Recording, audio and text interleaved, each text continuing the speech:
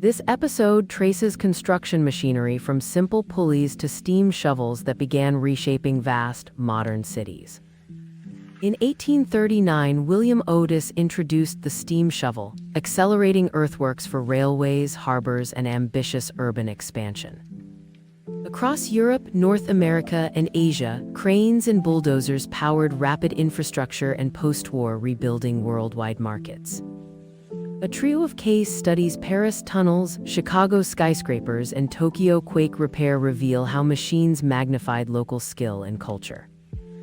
Today's digital twins and autonomous rigs continue that legacy, weaving heritage with sustainability and global collaboration across generations.